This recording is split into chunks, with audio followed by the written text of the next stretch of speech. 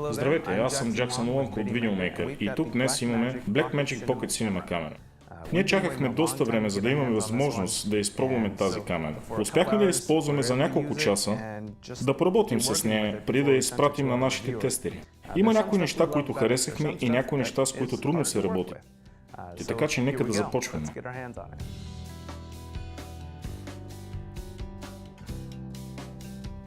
Нека да започнем с недостатъците. Първият недостатък е животът на батерията. Взехме камерата с напълно заредена батерия, снимахме 15 минути и се върнахме с батерия на 50%.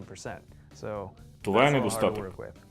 Друго нещо, което търсихме от тази камера е запис в RAW. За съжаление, този фърмуер не предлага тази възможност. Това, което има е ProRes 422, а материала в този формат изглеждаше чудесно. Ето го и него.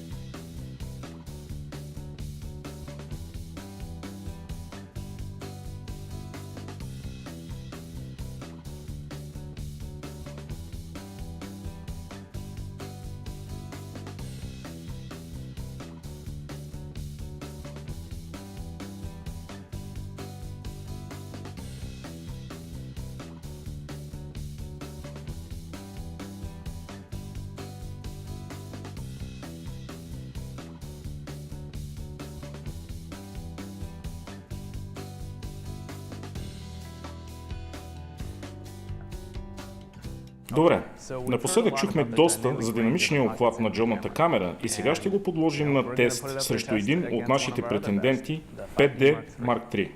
На F2 светлите тонове се съхраняват и при двете камери. Вижте сега какво се случва обаче, когато затворим блендата до F16.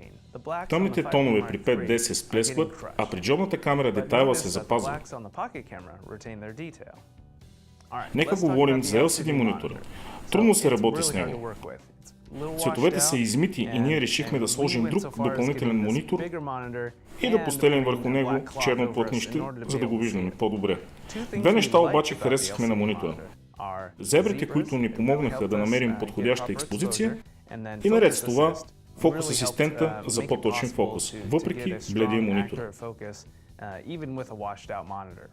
Ако имате микро 4 трети обектив, няма да имате проблем да го закрепите на камерата директно, но в нашия случай трябваше да използваме адаптер, който няма електронна връзка с камерата и трябваше да управляваме фокуса и блендата ръчно.